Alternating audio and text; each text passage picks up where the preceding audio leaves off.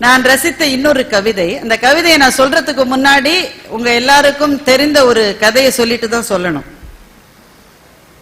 ஏனென்றால் நேரம் அதிகம் இல்லை.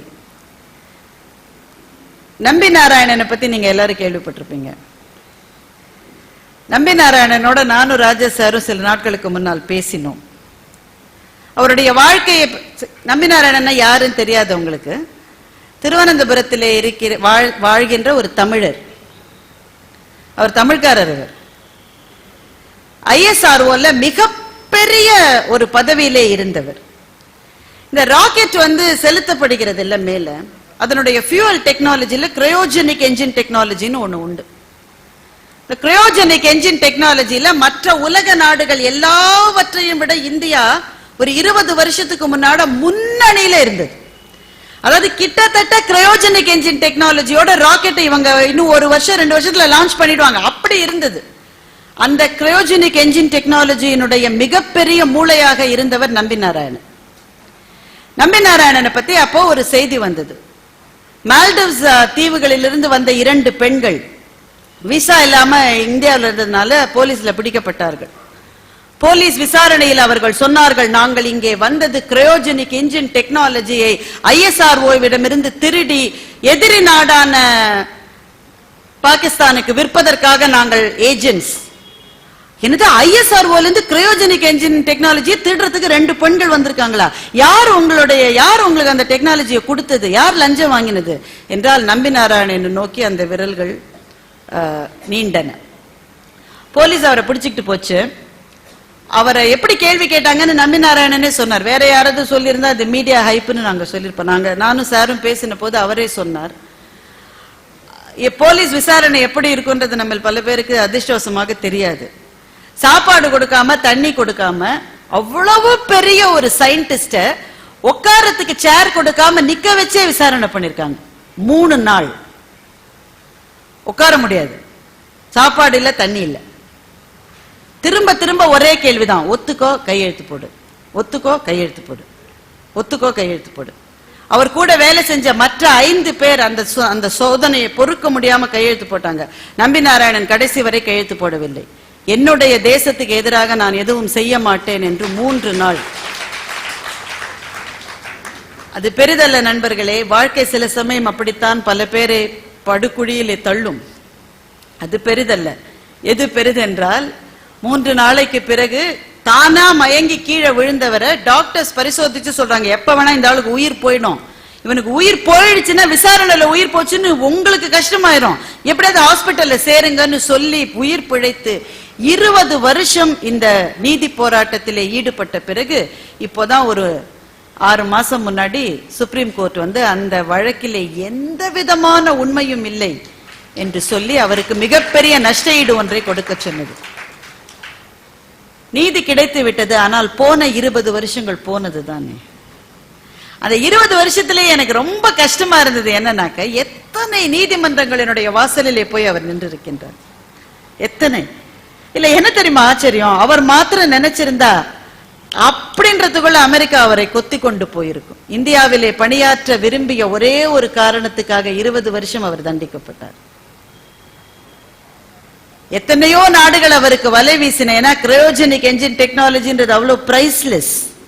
ஆனால் நம்பி நாராயணனுக்கு நடந்ததை நினைக்கிற போது எந்த காரணத்தினாலோ எனக்கு ஔவையாரனுடைய ஒரு பாடல் நினைவுக்கு வரும். ஏனென்றால், அறிவும் திறமையும் கொண்ட சான்றோர் மடிந்து போனார்கள் என்ற இழிவு இந்த உலகத்துக்கு இன்னும் வரவில்லை என்று ஔவை அந்த பாடலிலே சொல்லி இருக்கிறார். அறிவு கொண்ட சான்றோர்கள் பசியினாலே இறந்து போனார்கள் என்ற இழிவு இந்த உலகத்துக்கு இன்னும் இல்லை என்று ஔவை எப்போது சொன்னால் தெரியுமா? ஒரு மன்னனுடைய வாயிலுக்கு போய் நின்று இந்த கவிதையை அவள் சொல்லுகின்றார். தமிழ் இலக்கிய வரலாற்றிலே மாணிக்க கல்லால் பொறிக்கப்பட வேண்டிய கவிதை இது. வாயிலோயே வாயிலோயே வரிசைக்கு வருந்தும் இப்பரிசில் வாழ்க்கை. ஊரா போய் பணம் வாங்கி பாடுகிற வாழ்க்கை என்னுடைய வாழ்க்கை. வரிசைக்கு வருந்தும் இப்பரிசில் வாழ்க்கை, பரிசிலருக்கு அடையா வாயிலோயே. இந்த கதவு இது மட்டும் மூடினது இல்லையே, ஆனா இன்னைக்கு மூடி இருக்கு. என்ன காரணம் தெரியல. மன்னனே சொல்லியிருக்கலாம், அந்த கேள்வி வந்தா உள்ள விடாது, ஓயாம வந்து பாடு, ரொம்ப கஷ்டமா இருக்கு. மன்னன் எதுவுமே சொல்லாமல் வாயிற்காப்போனே அந்த முடிவை எடுத்திருக்கலாம். இந்த அனுபவம் நம் எல்லாருக்கும் உண்டு. அரசாங்க அலுவலகங்களுக்கு போகிற போது அதிகாரிகளை கூட சந்தித்து விடலாம். அதிகாரிகளினுடைய செயலர்களிடமிருந்து மீண்டு வருவது முடியவே முடியாத காரியம். பரிசிலர்க்கு அடையா வாயிலோயே அறிவும் புகழும் உடையார் மாய்ந்தென்ன வலுத்தல உலகம் அன்றே அதனால் காவினேன் கலனே. அறிவும் திறமையும் உடைய சான்றோர்கள் இந்த உலகத்தில் பசியால் இருந்தார்கள் என்ற இழிவு இந்த உலகத்துக்கு இல்லை.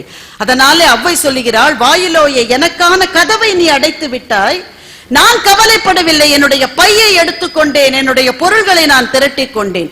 மரம் வெட்ட தெரிந்த தச்சனுடைய மகன் கோடரியோடு காட்டுக்கு போவது போல எத்திசை சொல்லினும் அத்திசை சோறு. நான் எங்க போனாலும் எனக்கு சாப்பாடு கிடைக்கின்றார்.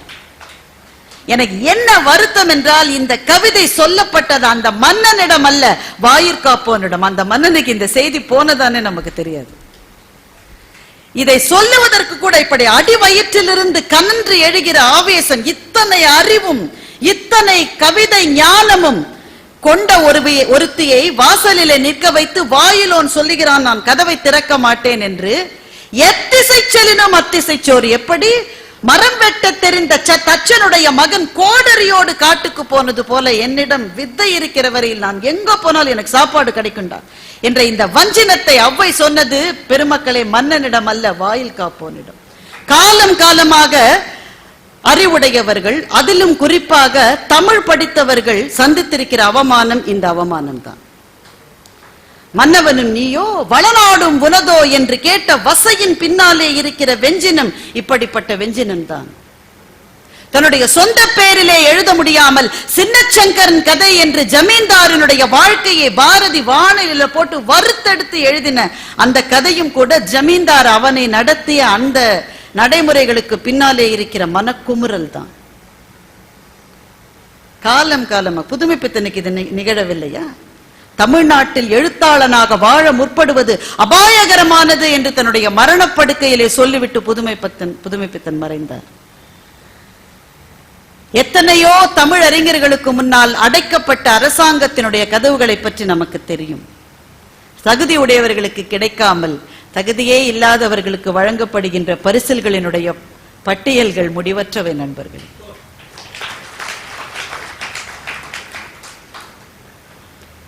ஆனால் அந்த தமிழறிஞர்களின் சார்பில் அவ்வை எழுந்து சொல்லுகின்றாள், எத்திசை செலினும் அத்திசை சோறு. எங்க போனாலும் எனக்கு சாப்பாடு கிடைக்குண்டா என்று அடி வயிற்றிலிருந்து கிளம்புகிற அந்த ஓலத்தை கேட்கிற போதெல்லாம் எனக்கு நம்பினாராயணனுடைய கதை இப்போது ஞாபகம் வருகிறது. எந்த திசைக்கு போனாலும் அவருக்கு சோறு கிடைத்திருக்கும். ஆனால் இந்த தேசத்திலே இருக்க வேண்டும் என்று நினைத்த ஒருவருக்கு அடைக்கப்பட்ட வாயில் கதவுகள் 20 வருஷமானது திறப்பதற்கு என்பதிலிருந்து காலம் காலமாக அறிவுடையவர்கள் தான் அவமானப்படுத்தப்படுகிறார்கள் என்கின்ற சோகத்தை அவ்வையோடு சேர்ந்து நானும் இங்கே பதிவு செய்கின்றேன்.